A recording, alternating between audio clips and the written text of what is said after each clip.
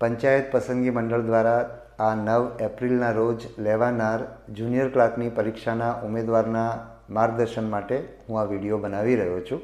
ઉમેદવારે આ પરીક્ષા માટે શું તૈયારી કરીને જવું અને પરીક્ષા કેવી રીતે આપવી એના વિશેની હું ઉમેદવારો સાથે વાત કરીશ। તો એક તો આ સૌથી પહેલાં તો ઉમેદવારે કોલ લેટરની સૂચના વાંચી લેવી।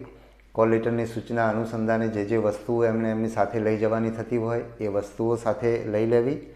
એટલે એ રીતે કોલ લેટરની સૂચના વાંચ્યા બાદ ઉમેદવારે એક તો સૌથી પહેલાં ઉમેદવારે કોલ લેટર અને ઓળખપત્ર બંને સાથે લઈ લેવું। ઓળખપત્રની અંદર આપણે 4 ઓળખપત્રોની છૂટ આપી છે: પાન કાર્ડ, આધાર કાર્ડ, ચૂંટણી કાર્ડ અને ડ્રાઇવિંગ લાઇસન્સ। તો આ પૈકીનું કોઈ પણ એક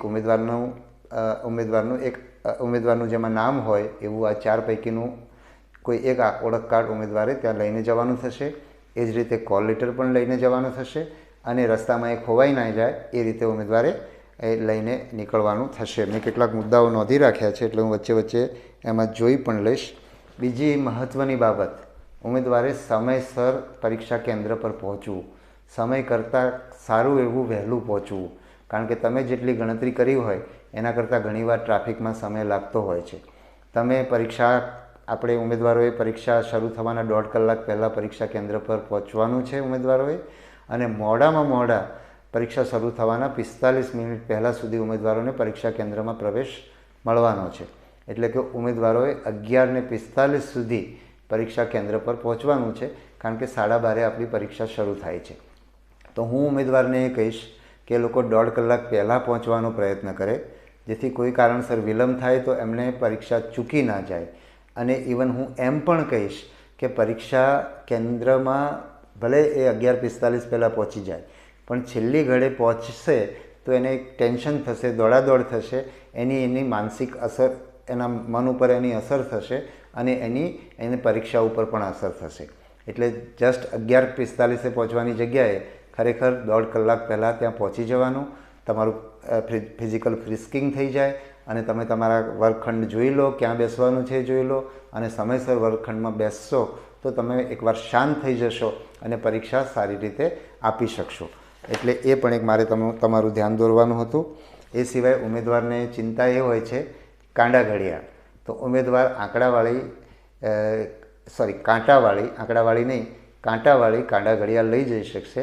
સ્માર્ટ વોચ કે એવી કોઈ ઇલેક્ટ્રોનિક્સ વોચ અંદર પ્રવેશવા દેવામાં આવશે નહીં। ઉમેદવારો અવારનવાર રજૂઆત કરી રહ્યા છે કે અમને કાંડા ઘડિયાળ મતલબ કાંટાવાળી ઘડિયાળ, સાદી ઘડિયાળ અમને લઈ જવા દેવા છે કે નહીં। આ ભૂતકાળમાં અમને નહોતા લઈ જવા દેવામાં આવતા। તો મેં આજે પોલીસની જે તાલીમ લીધી છે એમાં પણ તમને જે હું કહી રહ્યો છું એ જ મેં એમને કહ્યું છે કે સ્માર્ટ અને ઇલેક્ટ્રોનિક વોચની છૂટ નથી, પરંતુ સાદી ઘડિયાળ લઈ જવા દેવાની છે।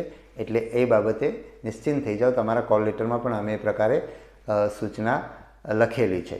બીજું, ઉમેદવારને એની સામાન બાબતમાં ચિંતા છે।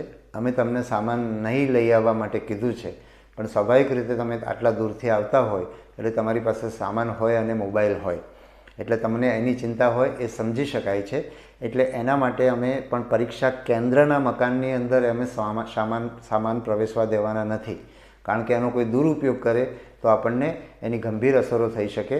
એટલા માટે આપણે પરીક્ષા કેન્દ્રના મકાનમાં તમારો સામાન નહીં લઈ જઈ દેવામાં આવે એ બહુ સ્પષ્ટ વાત છે અને પોલીસને પણ અમે સ્પષ્ટપણે કહ્યું છે।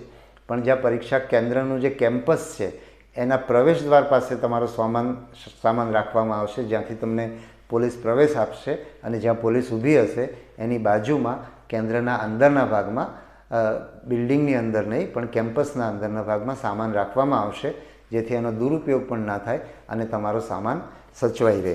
તો આ વસ્તુ સામાન વિશેની વાત થઈ ગઈ। પછી હવે ઉમેદવારને પરીક્ષા ખંડમાં મેં કહ્યું એમ સમયસર બેસવાનું છે। પરીક્ષા ખંડની અંદર તમને 12:15 વાગે એટલે કે પરીક્ષા શરૂ થવાના 15 મિનિટ પહેલાં તમને OMR સીટ આપવામાં આવશે। OMR સીટની અંદર તમારે જે વિગતો ભરવાની છે, તમારો રોલ નંબર લખવાનો છે એ તમારે લખી દેવાનો છે, અને પ્રશ્નપત્ર રોલ નંબર તમારે લખવાનો પણ છે અને એને કુંડાળા ઘાટા કરીને એ રીતે ભરવાનું પણ છે।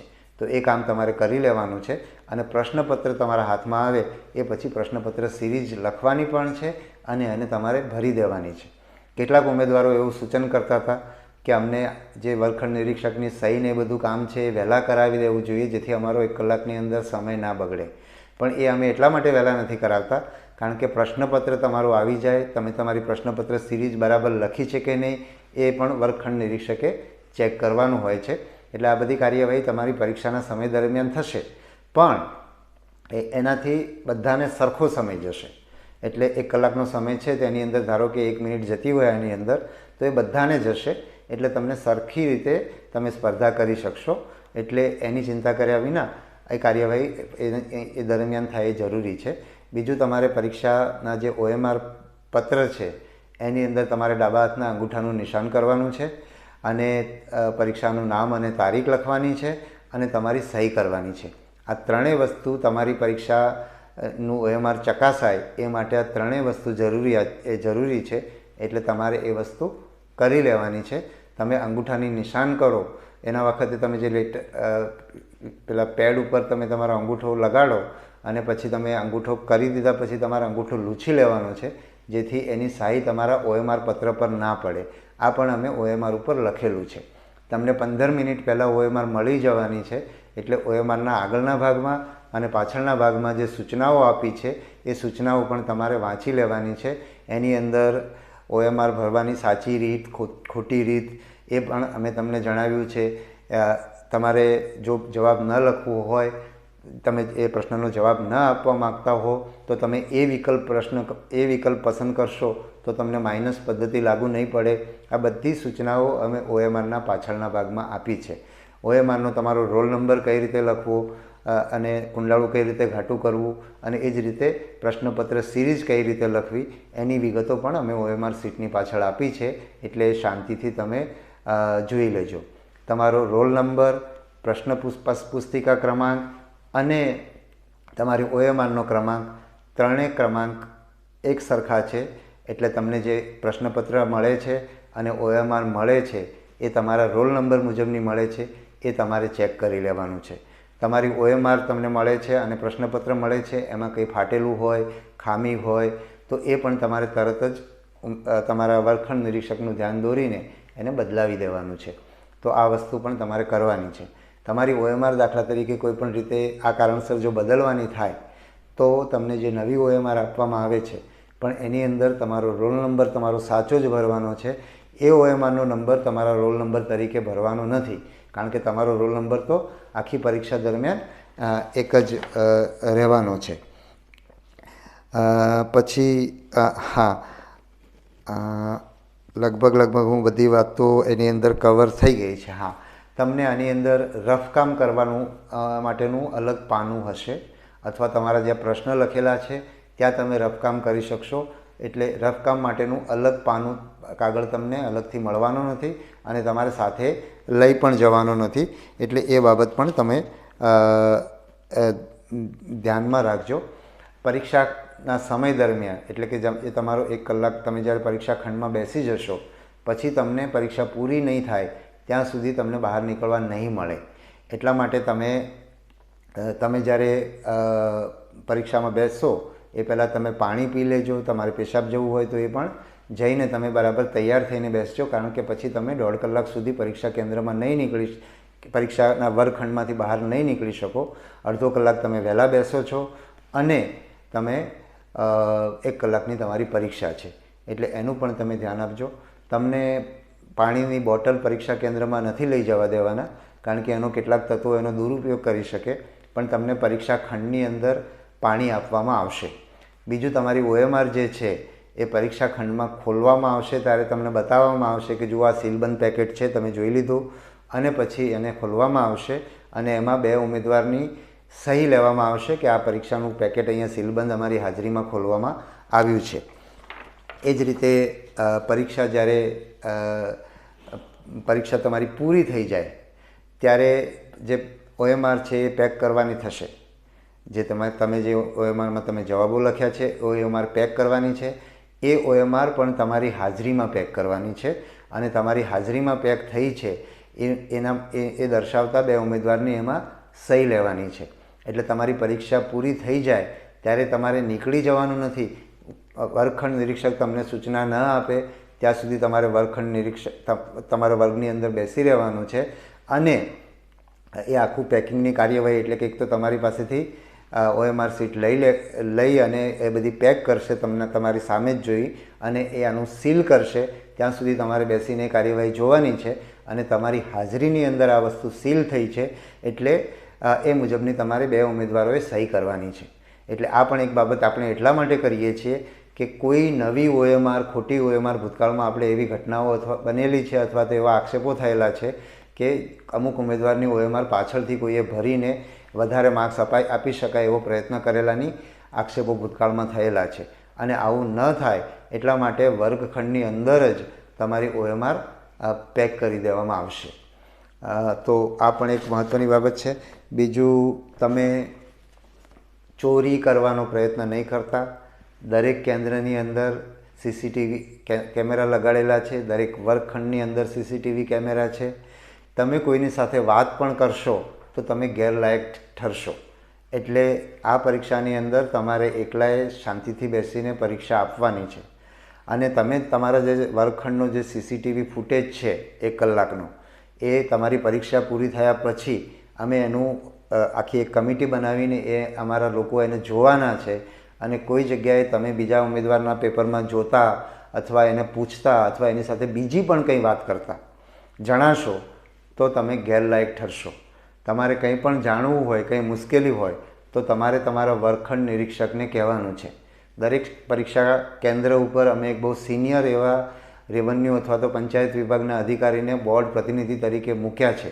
એટલે તમે જો કોઈ પણ મુશ્કેલી હોય અને તમે વર્ગખંડ નિરીક્ષકનું ધ્યાન દોરશો, અને વર્ગખંડ નિરીક્ષકની પણ અમે તાલીમ કરેલી છે એટલે એ જ તમારો પ્રશ્ન સોલ્વ કરશે. પણ છતાંય તમારા પ્રશ્નોનો ઉકેલ એમની પાસે ન હોય તો એ બોર્ડ પ્રતિનિધિ છે, એમનું માર્ગદર્શન લઈને પણ તમારા પ્રશ્નનો ઉકેલ કરી આપશે. એટલે તમને કંઈ પણ મુશ્કેલી હોય, તમારી પેન ભૂલી ગયા હોય તો પણ તમારે બાજુના ઉમેદવાર પાસે નથી માગવાની, વર્ગખંડ નિરીક્ષક પાસે માગવાની છે. અને વર્ગખંડ નિરીક્ષક પાસે પેન નહીં હોય તો બાજુના ઉમેદવાર કે બીજા કોઈ ઉમેદવાર પાસેથી લઈને પણ એ આપશે. તમારે પેન માટે પણ વાત કરવાની નથી. આવું કોઈ બહાનું બીજા સાથે વાત કરવા માટે ચાલશે નહીં. બીજામાં તમે જોઈને લખવાનો પ્રયત્ન કરતા હશો અથવા તમને નથી આવડતું એટલે બેઠા બેઠા બીજામાં જોઈ રહ્યા હશો તો એ પણ તમે કેમેરામાં ઝડપાઈ જશો અને એનું તમને ભવિષ્યની પરીક્ષા, તમને એમ થાય કે હું આ પરીક્ષામાં તો આમે પાસ થવાનો નથી તો લાવો ને મને બાજુમાં જોઈ લેવા દો અને હું બહુ તો હું ગેરલાયક ઠરીશ. પણ એવું નથી, તમે આ પરીક્ષામાં જ ગેરલાયક નહીં ઠરો. તમે ભૂતકાળની, ભવિષ્યમાં રાજ્ય સરકારની અન્ય પરીક્ષા, પંચાયત પસંદગી બોર્ડ દ્વારા લેવામાં આવતી અન્ય પરીક્ષાઓ અને રાજ્ય સરકાર દ્વારા ભરતીની અન્ય પરીક્ષાઓ, એ બધા માટે ગેરલાયક ઠરશો. અમે જ્યારે લોકરક્ષકની ભરતીની અંદર CCTV કેમેરા જોયા તો કેટલાક ઉમેદવારો આ રીતે જે મેં તમને કહ્યું, જે નહોતું કરવાનું એ એમણે કર્યું હતું, એવા ઉમેદવારો ગેરલાયક ઠર્યા છે અને ભવિષ્યમાં રાજ્ય સરકારની પરીક્ષામાં ગેરલાયક ઠેરવવા માટેની પ્રક્રિયા પણ સરકાર સ્તરે વિચારણામાં છે. એક ઉમેદવાર એવો હતો કે જેના બહુ સારા માર્ક્સ આવ્યા છે અને એના CCTV ફૂટેજ પરથી એવું જણાતું હતું કે એ બીજા ઉમેદવારને પૂછીને નહોતો લખતો પણ એ બીજા ઉમેદવારને મદદ કરી રહ્યો હતો અને એના કારણે એ પકડાઈ ગયા CCTVની અંદર અને અમે એમની વિરુદ્ધમાં જે કાર્યવાહી કરી અને એના અનુસંધાને એ નામદાર હાઈકોર્ટમાં એમણે પિટિશન પણ કરી તો એની અંદર પણ નામદાર હાઈકોર્ટે એમની પિટિશન માન્ય રાખી નહીં. એટલે આ બાબતે ખાસ સજાગ રહેજો. તમે સારી રીતે પરીક્ષા આપો, શાંતિથી આપો, કોઈ લાંચ રૂશ્વતમાં જશો નહીં. તમે ડમી ઉમેદવાર તરીકે આવવાનો પ્રયત્ન કરશો તો પણ હવે તો કાયદો પણ બહુ કડક છે એટલે એની અંદર પણ તમે ફસાઈ જશો અને જેલમાં જશો. એટલે આમાં ક્યાંય કોઈ પણ પ્રકારની ગેરરીતિ કરશો નહીં. તંત્ર એકદમ સાબદું કરવામાં આવ્યું છે. અમે બધાને તાલીમ આપી છે અને એ લોકો એકદમ કોઈ પણ પ્રકારની ગેરરીતિ ચલાવશે નહીં એ રીતે એ લોકો સંવેદનશીલ પણ થયા છે. એટલે આ આખી પરીક્ષાની જે વ્યવસ્થા ગોઠવી છે, હમણાં હું એટલે તમને ઘણીવાર એમ થતું હશે અને મારે તમને એ પણ કહેવાનું છે કે આખી વ્યવસ્થા વિશે તમારા મનની અંદર એટલે તમારી અપેક્ષાથી કંઈકનું કંઈક તો જુદું મળવાનું જ છે. આપણે દરેક જગ્યાએ આપણે જીવનમાં આપણને જે જોઈએ છે એવું એક્ઝેક્ટ ના જ મળે. એટલે જો તમે એની ફરિયાદમાં પડશો તો તમે તમારું શ્રેષ્ઠ નહીં આપી શકો. હું હમણાં જ્યારે આ પરીક્ષા માટે કામ કરી રહ્યો છું તો કેટલાક યંગ છોકરાઓને અમારે ત્યાં કામ કરતા હવે સરકારમાં છે એમને જોઉં છું ત્યારે હું એમને પૂછું કે તમે આ 2-4 વર્ષ 5 વર્ષ પહેલાં તમે જ્યારે પરીક્ષા આપી ત્યારે તમને ખબર હતી કે પરીક્ષા જે સરકાર લે છે, સરકારનો કોઈ પણ વિભાગ હોય એ પરીક્ષા લે છે ત્યારે એ પરીક્ષા લેવામાં એને કેટલી મહેનત પડે છે. એટલે અમે તમને શ્રેષ્ઠ આપવાનો પ્રયત્ન કર્યો છે, બેસ્ટ વ્યવસ્થા અમે કરવાનો પ્રયત્ન કર્યો છે. અમે એટલે કે જિલ્લાના અધિકારીઓએ, અમે તો અહીંથી એક નાનકડું અમે લોકો છીએ, પણ એના કરતાં જે જિલ્લાનું આખું તંત્ર આ કામે લાગ્યું છે અને જિલ્લાના તંત્રના જે વડા છે, જિલ્લા કલેક્ટરશ્રી, એની અધ્યક્ષતામાં પરીક્ષા સમિતિની રચના કરવામાં આવી છે. એમાં એક જિલ્લા વિકાસ અધિકારી, જિલ્લા પોલીસ અધિક્ષક, જિલ્લા શિક્ષણ અધિકારી, નિવાસી અધિક કલેક્ટર, આ બધા લોકો એમાં સભ્ય છે અને આખું તંત્ર કામે લાગ્યું છે. એટલે તમને તમારી અપેક્ષા મુજબ કંઈ ના મળે તો તમે એનો સ્વીકાર કરજો અને આ તંત્ર જે મહેનત કરી રહ્યું છે એનો તમે જો કૃતજ્ઞતાનો ભાવ રાખશો તો તમને બહુ સારું થશે. મને પણ હું હમણાં જ તાજેતરમાં જ મેં 5 વર્ષ સુધી હું LLB ને LLM ભણ્યો છું, તો મને પણ ઘણીવાર મારા વર્ગખંડ નિરીક્ષક માટે ફરિયાદો થતી હતી. જેમ જેમ હું શીખતો ગયો એમ મને દેખાતું ગયું કે મારે તો આ વર્ગખંડ નિરીક્ષક 3 કલાક મારા વર્ગમાં ઊભા રહીને આ પરીક્ષા લે છે, એના માટે મારે કૃતજ્ઞતાનો ભાવ રાખવાનો છે. અને મેં કૃતજ્ઞતાનો ભાવ રાખવાનું શરૂ કર્યું તો મેં એ જોયું કે વર્ગખંડ નિરીક્ષક તો મારી અપેક્ષા કરતાં પણ સારા મળવા માંડ્યા.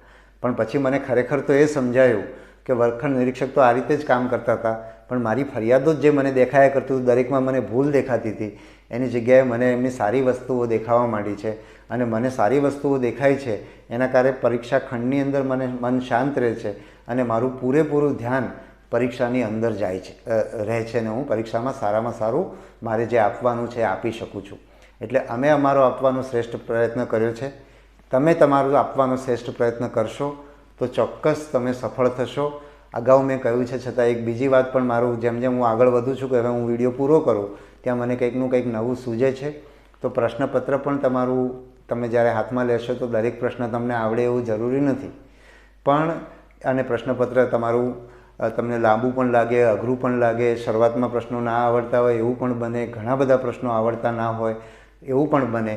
પણ તમને છેલ્લા પ્રશ્ન સુધી તમને એમ લાગે કે મને આખા પેપરમાં 10 પ્રશ્નો પણ સરખા નથી થયા, તો પણ છેલ્લા પ્રશ્ન સુધી તમે તમારું શ્રેષ્ઠ આપવાનો પ્રયત્ન કરજો. મેં તમને ગેટ એક્ઝામનો મારો દાખલો આગળના વિડીયોમાં આપ્યો છે કે મને એમ લાગતું હતું કે આ પરીક્ષામાં હું પાસ જ નહીં થઉં અને હું આખા દેશની અંદર ટોપ 4% લોકોની અંદર હું પાસ થયો. એટલે તમને એવું લાગતું હશે કે આ એવું ભંગાર પેપર હતું, મને કંઈ આવડ્યું નથી, હવે તો મૂકીને હું જતો રહું, આ ક્યારે કલાક પૂરો થાય. તો કલાક પૂરો થવામાં નહીં, એક એક પ્રશ્નમાં તમે પ્રયત્ન કરજો. પ્રશ્નની અંદર એનો જવાબ પડ્યો છે. જો તમે તમારો ડર, ગભરાટ એ બધું મૂકીને હિંમતપૂર્વક, આત્મવિશ્વાસથી જો એનો જવાબ શોધવાનો પ્રયત્ન કરશો તો તમને જવાબ ચોક્કસ મળશે. તો મારે કહેવાની હતી ઘણી બધી વાતો મેં તમને કીધી છે અને તમને બધાને ખૂબ શુભેચ્છા આપું છું. મેં કહ્યું એમ અમે અમારો બેસ્ટ આપવાનો પ્રયત્ન કરી રહ્યા છીએ. તમે પણ તમારો બેસ્ટ આપવાનો પ્રયત્ન કરશો તો તમને આ જીવનમાં, આ પરીક્ષામાં સફળ થાવ કે ના થાવ, તમને આ જીવનનો અનુભવ યાદગાર રહેશે એવી મને પૂરેપૂરી ખાતરી છે. મારી ખૂબ ખૂબ શુભેચ્છાઓ. ધન્યવાદ.